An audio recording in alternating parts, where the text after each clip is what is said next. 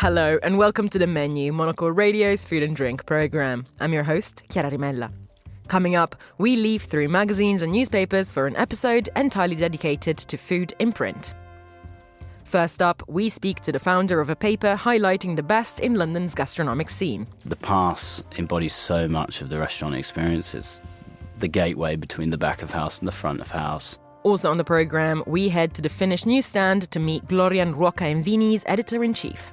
Sharing food is a multisensory experience, and food evokes emotions, memories and social connections. Plus, Fernando Augusto Pacheco brings us a stack of his favourite food titles. All that here on The Menu on Monocle Radio.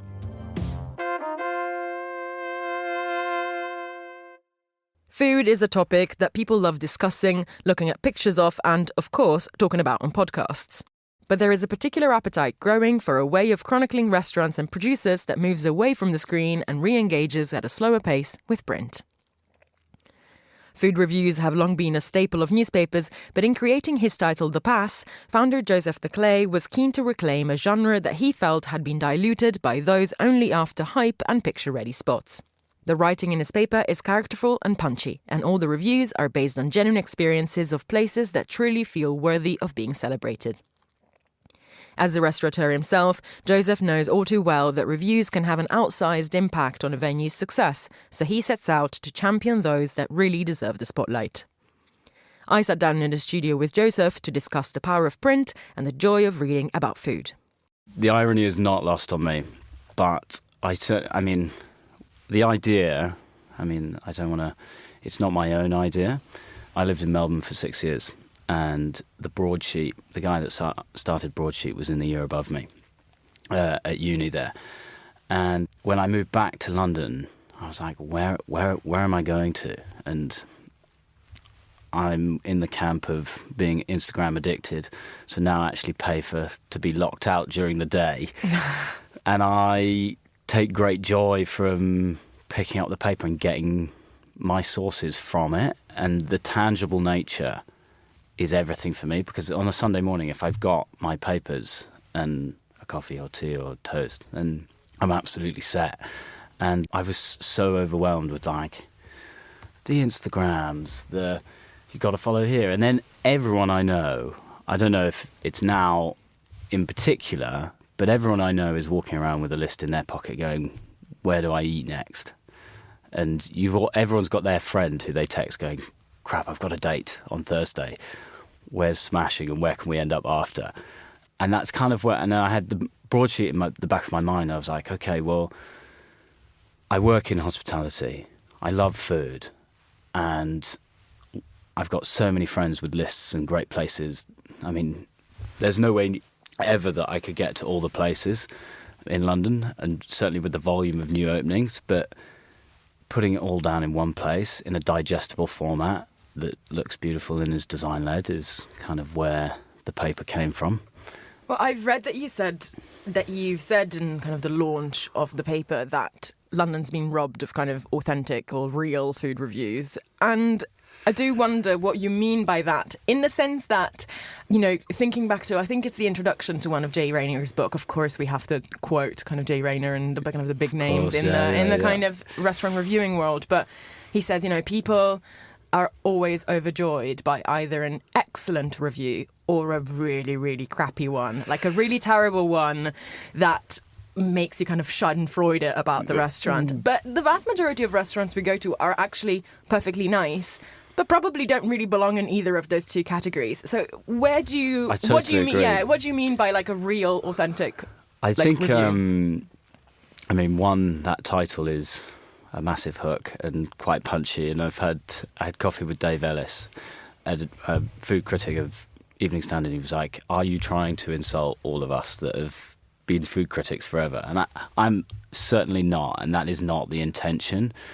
But I think there's so many people out there that are like, "Oh, I'm going to start a food blog," or I'm an influencer now, I'll get paid X amount to post about this restaurant. And you turn up, and so much of the life cycle of a restaurant now is to capture that first 36-month hype cycle. And it's so tailored towards the media now that it's kind of exhausting. More often than not, you go to somewhere and you're going, oh, this is actually not that authentic. Like, I feel like I'm just part of the masses that are getting churned in and out.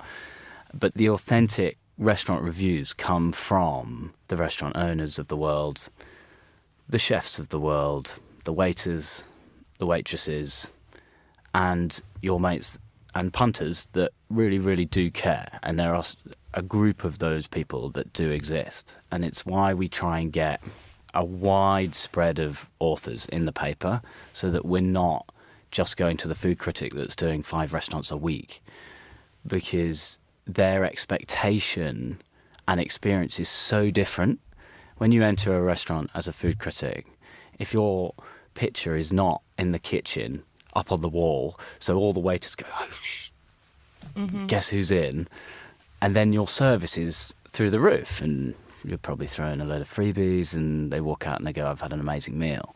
We then read that, or we see it online. We turn up and the restaurant's having an off day, or the service isn't quite there and the vibe's not quite right, and you go, oh, I feel super let down by this. But we're trying to find those spaces that are really authentic all the time, and that only comes from diving into everyone's little black book of secret locations, which is. So, okay, let's talk about the contributors. How did you pick them? How did you assemble this team of writers? And what do you want from the writing? Writing is not read anymore. I mean, it has to be punchy. It has to be interesting. Otherwise, people just flick through and it looks great, the paper, and they go, oh, yeah, I love this. But very rarely do I expect someone to go from cover to cover, because it's all about food. Like, leave it on your coffee table, pick it up, cover a region, come back to the following week. But we want to celebrate each writer's creativity, and it means that we lightly edit. And yes, me and Katie, amazing editor, sit down at the beginning of each issue and go, right, what do we want to cover? There are certain places that we feel that need to be covered, and we'll go out to certain people and say, can you go and check out this place because we think it's amazing. But there are others that want to tell their story. So we can't manipulate their words, because otherwise we lose our authenticity. And I think that's why, certainly for the first issue, it was beg, borrow and steal. Get anyone who would write. We've got some amazing writers. So, I mean, Ed Cummings, Telegraph, and Jesse from Top Jaw. Is like, there are some fun players in it that have seen it as an opportunity to write about what they want, which is great for us because they're good names and they're amusing writers and they're captivating. And for the second issue, it's been much, much easier. We've got an amazing lineup of writers. A wider friendship group. I keep banging on about the magic of press, but as soon as it comes out, it's been received so well that everyone's gone, oh, I really reckon I could do a piece for that. The title also is really great. I think it's succinct. It does everything that it needs to do. Can you tell us why you chose it? But also, I suppose, does that mean that you'll only ever focus on good things? And how does that make you feel in terms of going back to that sense of authenticity of the review? I think certainly Katie came up with the title and I love it. It's simple, it's punchy, the pass embodies so much of the restaurant experience. It's the gateway between the back of house and the front of house.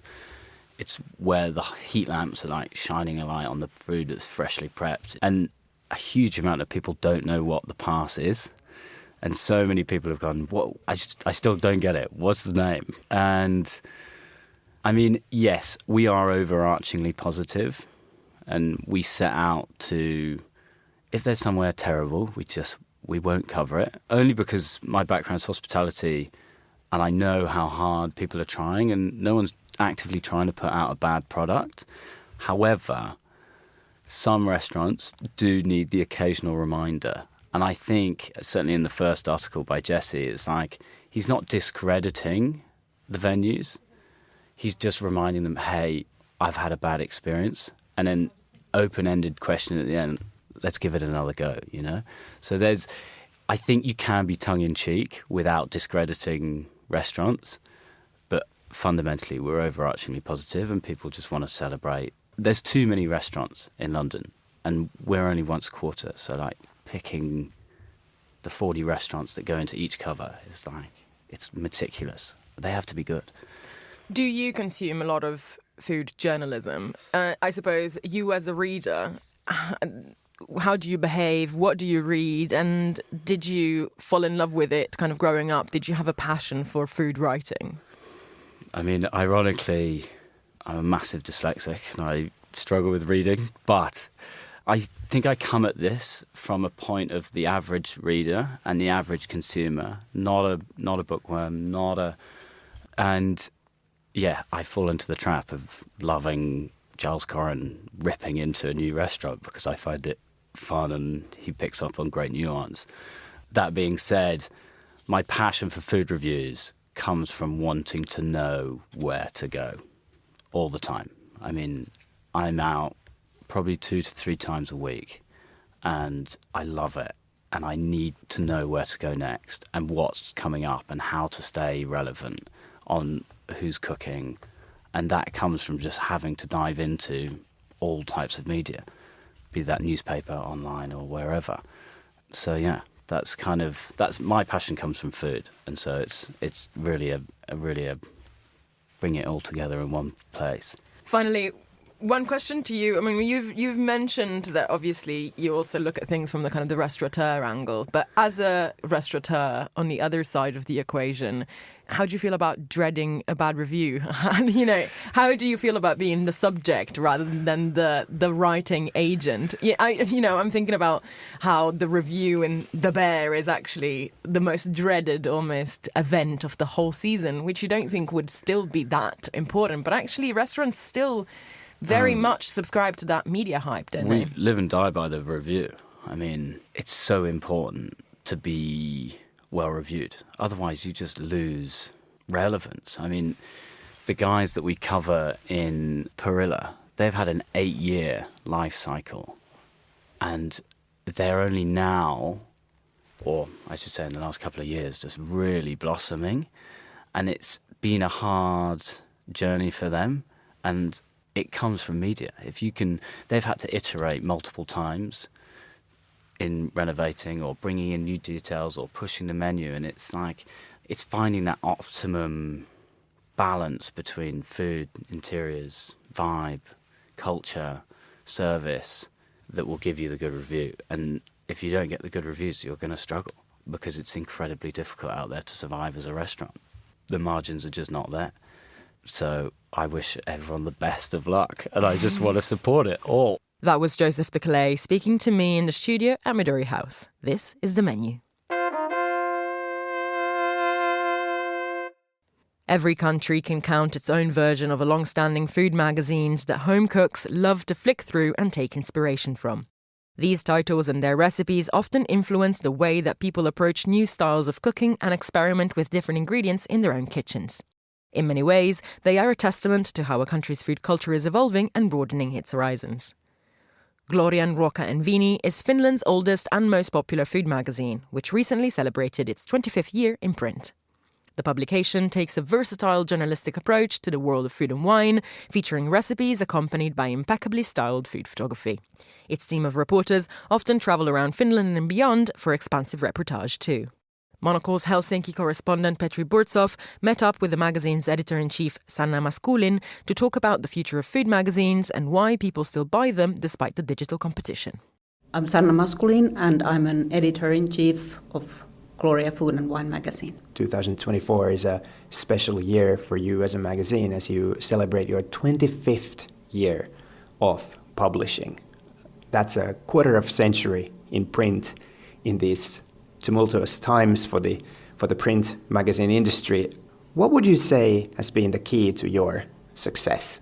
Even though many things have changed in 25 years and we are now living in a very hectic digital world with endless amount of free food content for everybody, there are some things that have not changed. And there's always been and still is a strong demand for curated food content and high quality, premium quality food magazines. I mean, obviously, food magazines, there's no one size fits all. They come in many formats. You know, some focus on recipes strictly, others on sort of food related issues such as trends or, you know, producers or restaurants. How would you describe your approach? This is a good question. Recipes are core content for us and for our readers, and recipes are also the content that we share on Instagram and on our digital platform. But recipes are not the only reason or even the main reason to buy the magazine or subscribe it. It is the versatile content, the huge amount topics we cover. We write about restaurants, travel, we write about current food topics, producers and people behind food. And we also share ideas and tips on food and wine pairing. And we cover and comment global food trends. Nobody eat trends, but our readers want to keep up to date and they want to know what are the hot destinations and hot topics right now. Sanna, you've been in print for 25 years as a magazine. What do you think it is that makes people want to buy a print magazine that focuses on food in today's digital world? And how are you meeting those expectations that people have when they buy a print product? I think food magazines cover specialized and targeted content. And the content, if it's relevant, if it's unique, if it's something that you don't find elsewhere, or you feel that you don't have time to try to find elsewhere, you're willing to pay for it. So magazine is a very good user interface. Do you think a food magazine such as yours is a luxury product? In a sense, yeah. It's a luxurious moment when you can, you know, disconnect and you can focus and you can have your own quality time with a magazine.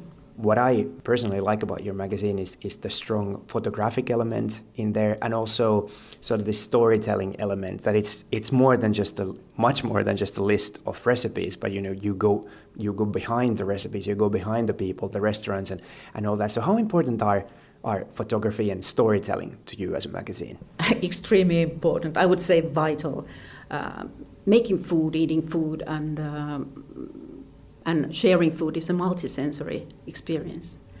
And food evokes emotions, memories, and social connections. So whether it's a recipe, a restaurant review, or an article, let's say, about an Ukrainian food culture, there's a story to tell. I would say that 70% maybe, or more, of our magazine is photographs. So visual storytelling and photographs play the main role. If I, for example, think about our cover, it's not enough that it's a good food and it's a delicious food.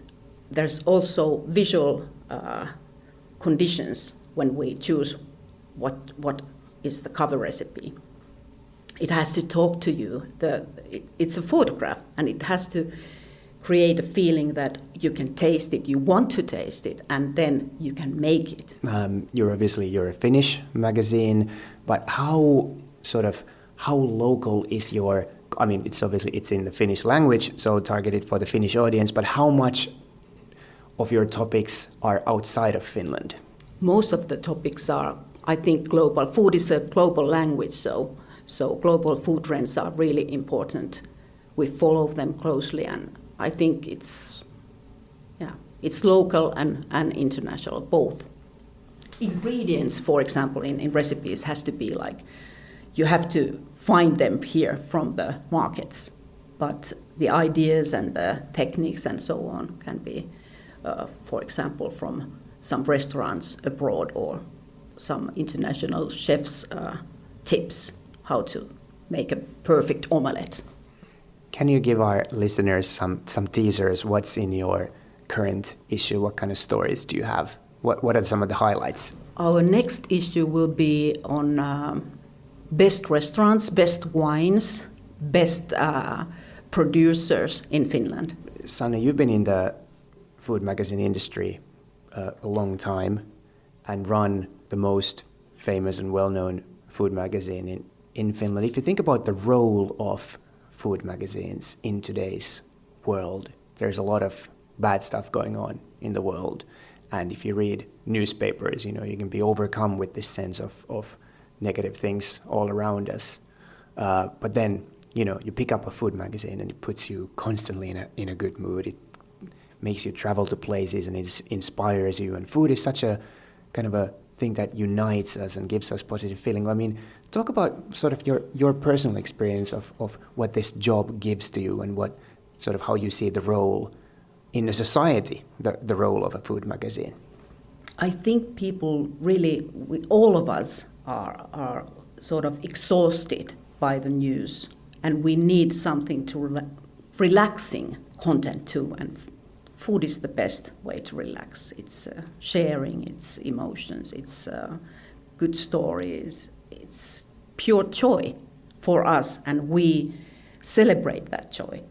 Many of our readers tell us that they save old magazines, and I think it's a great compliment, and it shows the level of engagement that we have with our readers. I love that. Thanks, Petri. This is the menu. Now it's time for the week's Top Food and Drink headlines. Here is Monocle's Lily Austin. Thanks, Chiara. Researchers are developing a natural sweetener made from the rare honey truffle. It comes following a study found that 75% of respondents expressed a desire for more palatable, low-calorie sweeteners. The world's only sweet truffle is found almost exclusively on the river Danube in Hungary, where they grow wild under black locust trees. Suppliers are now working to scale production to bring honey truffle sweetener to market. The UK's oldest wine and spirits merchant held its inaugural fine wine auction this week with huge success. Berry, Bros and Rudd reported total sales of over £500,000. The sale included single bottles of Dom Perignon Unotec, each sold for £2,200. And a nighttime bicycle ride to get dumplings has led to police intervention. Authorities in the Henan province of China have announced temporary restrictions on roads and cycle paths this coming weekend, after the trend, which was started by 5 students in July, last Friday led to major disruption. 100,000 people cycled 50 kilometres to the small tourist city of Kaifeng, famed for its oversized soup dumplings. The trend is catching on in other Chinese cities, though no others have yet to implement a bike ban. Those are the week's food and drink headlines. Back to you, Chiara. Thanks, Lily. You're listening to The Menu. And finally, we are welcoming a familiar voice to the programme, honorary special guest and host of The Stack on Monocle Radio, Fernando Augusto Pacheco, for his pick of the best in food publishing from all around the world. First of all, I have to say that, doing The Stack, Chiara, every week there's a new food magazine. I think it's the most popular kind of magazine, and I think because you can do so much with it. We're going to discuss a bit more. It's not just kind of recipes. You can do, travel. You can even politics. We just had a big election in the US.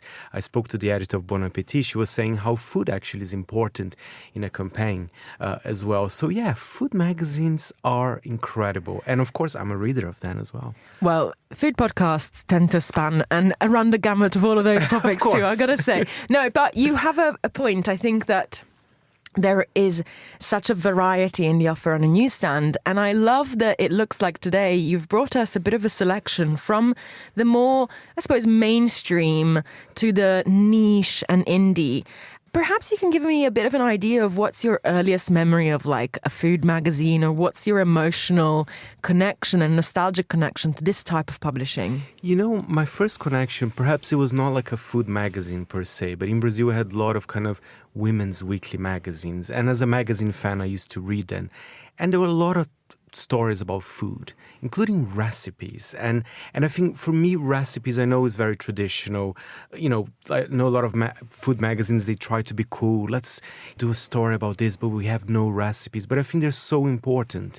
And I remember I used to rip the pages of the magazine. Sorry, I don't do this with all the magazines. But sometimes it's called for, I think. Sometimes it's called for it. And I used to give to my grandmas. And I still do it, but this time I give to my partner. So this tradition remains. So I think that was my earliest memory when it comes to food and print together. Yeah, I think this is an interesting question. How usable do you think a food magazine should be? Because you alluded to that. I think recipes are an important part of it, but increasingly, and we know this from speaking to chefs, from speaking to producers in this studio as well, people are really attracted to stories. So they don't just want to have a straight up recipe anymore, but they need to know the background. They want to know the background. And also people are so much more attuned as to where dishes come from and the need to honor that tradition, that specificity. So how much room is there for all of that narrative around the proper kind of practical information and nuts and bolts of it? There's space for both. And one title that comes to mind is Lindsay Journal, where it's a beautiful encyclopedic, very large magazine. They choose one ingredient, every issue. I think last time was apple.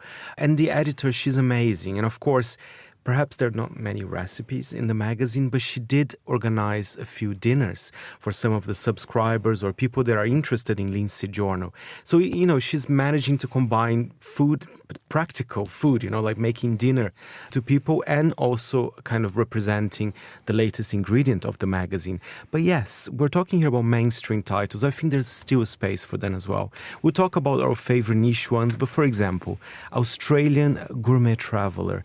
This is an amazing magazine. I came across when I went to Australia last year, so I'm a little bit late on it because it's been going on for a few years.